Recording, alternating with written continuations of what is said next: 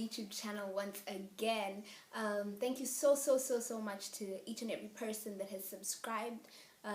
For all of you guys who have been supporting me, sharing the link to my YouTube channel with your friends, and just all the encouragement and support. It's awesome. You guys are amazing. I'm so grateful for each and every one of you guys that have subscribed, and even those of you who haven't subscribed and you watch my videos frequently. Thank you so much. So just a couple of things before we get into the content of this video. First, if you guys notice that I'm talking a little bit differently, it's because my wisdom teeth are growing, so my mouth is just a bit full. So you'll notice that I'm talking with kind of a little bit of a lisp, but I hope that doesn't distract you too much. But I just wanted to let you guys know in case you're like, wait, she's talking differently. Does she have a twin or something? Yeah. The next thing, I had two announcements, but I can't seem to remember the other one. Today's video is going to be my academic journey, as you can see from the title. It's going to be a little bit of a chit chat, so I'm going to split it into two parts, so be sure to watch the second part of this video. And then lastly, before we get into the content, for those of you guys who have subscribed to my channel, be sure to click the little bell icon right above the description box, so that every time I upload a video, you guys instantly get a notification and you can watch it as soon as you're free. Alrighty, now that we're done with those couple of announcements, let's move on to this video. Keep watching if you're interested. So I did this video because I really believe that my story is going to encourage somebody. And yeah, I'm just going to be sharing with you my high school journey. So it's not really my full academic journey, it's just my high school journey. Because if I was to do everything that I've been involved in terms of academics, it's just going to be way too long. I'd have to do like 5 videos. But anyway, my high school journey. So after I had finished my primary school, I went to a boarding school. I think I was 12. Yeah, I went to a boarding school, and I did my Form 1.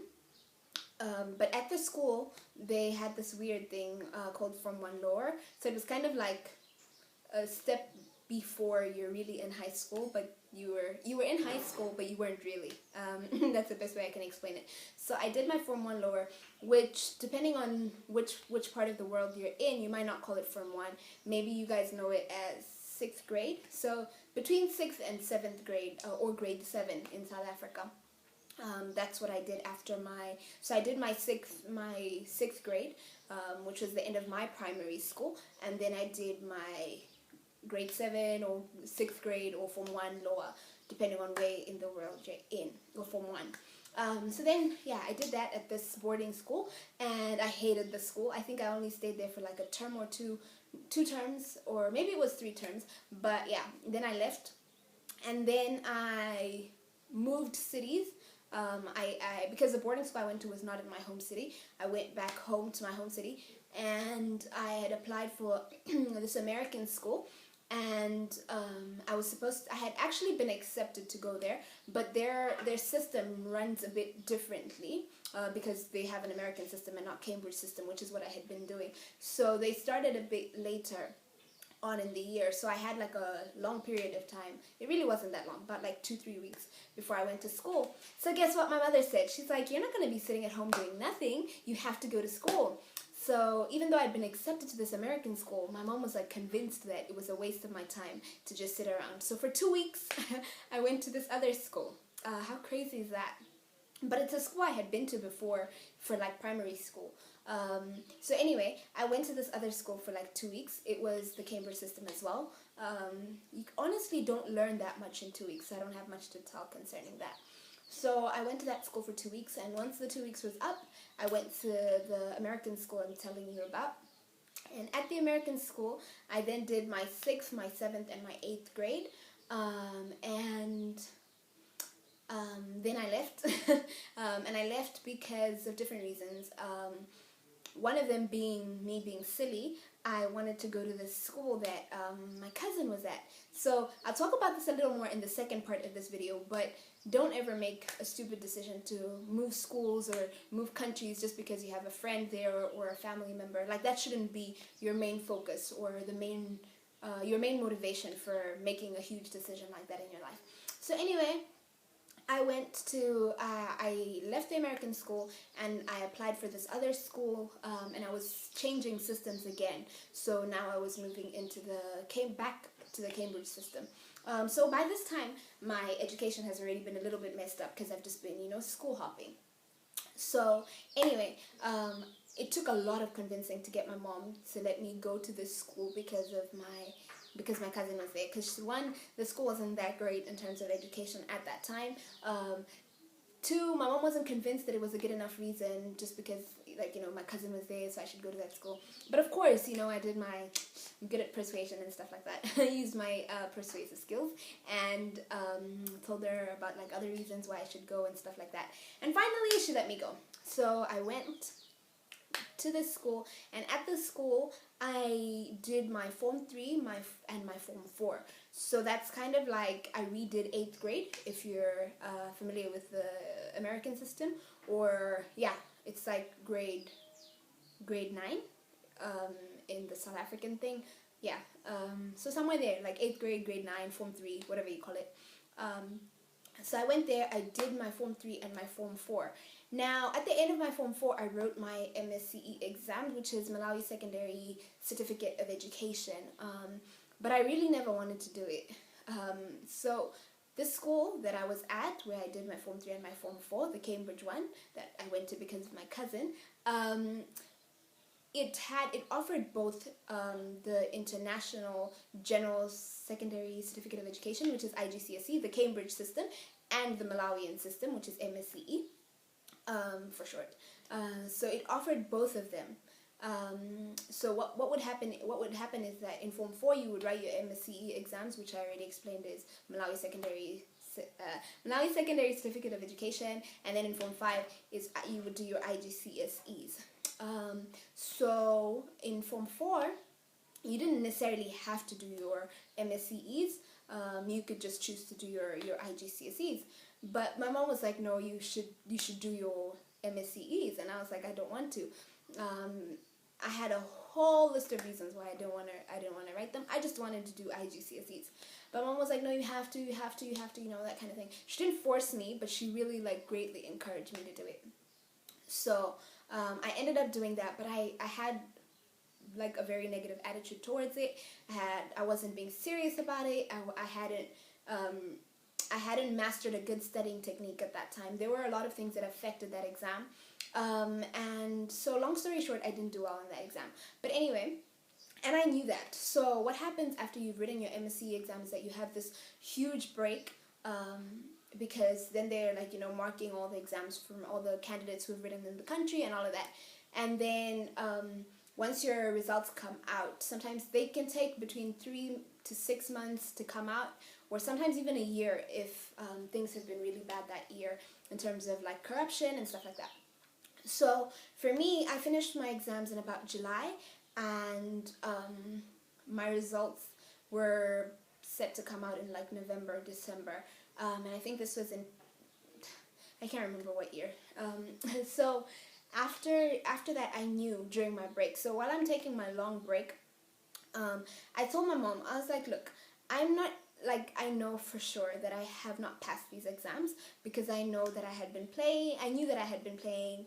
I knew that I didn't go in with the right attitude. So I just knew that I was going to fail, basically. So I told her that I wanted to redo my Form 4 and take it seriously this time.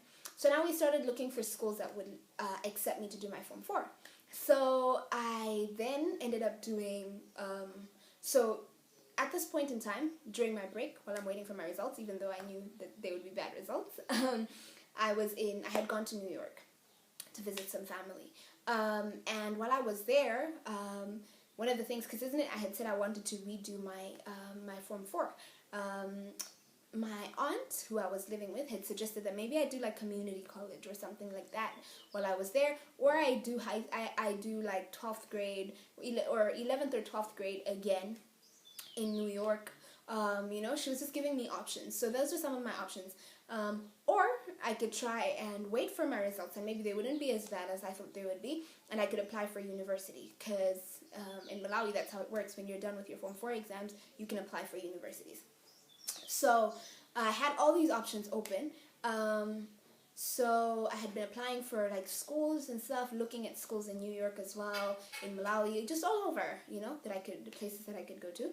And at this point, my mom had been relocated in her job. She'd moved outside of Malawi, so I was also looking, where my mom was working and stuff like that. So long story short, I got accepted to a school in South Africa, which is where I then ended up going in 2014. So I went there, but the downside to the story is I had applied for Form 4, which is what I wanted to do, redo my Form 4. But these guys were like, no, you have to do Form 3 because of several reasons. You have to start from Form 3. So I had to go all the way back. So I'd been pushed all the way back to Form 3.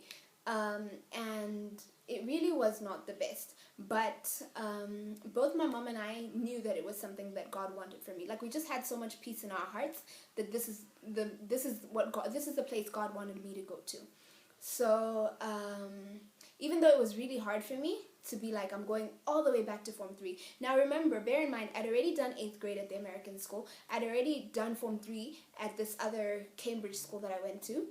The one I went to because of my cousin. I'd already done Form 3 there. This would be almost the third time. The 8th grade is not really exactly the same because it was a different system. But still, it was almost like the third time I was doing Form 3 again. So you can imagine just how horrible that was.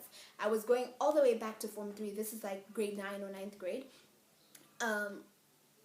And my friends are like, going to universities. They're applying for universities. And here I am going all the way back to Form 3. So you can just imagine what that was like for me. It was horrible. But it wasn't like, horrible is actually the wrong word to use. It was not the best, but at the same time, there was so much peace about it because I knew that that's what God wanted for me in that season.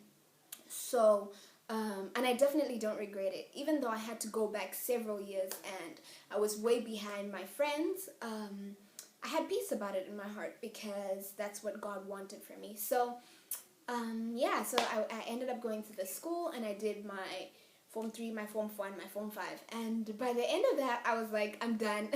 I'm not doing Form 6, lower 6, upper 6, none of that.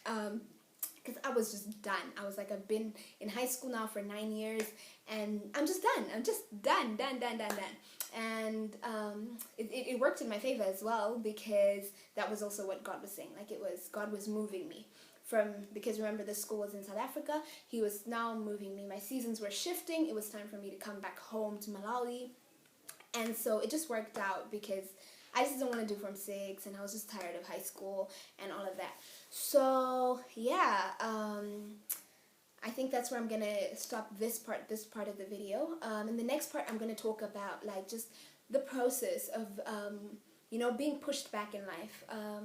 How you can deal with that when it seems like your friends are going way ahead of you and you're like way behind, and when it just doesn't seem like things are working out in your favor. And yeah, I'm just going to share a little bit of that, give you some advice on how to deal with being pushed back and setbacks in life and all of that good stuff. So yeah, if you want to hear about that, watch out for the second part of this video.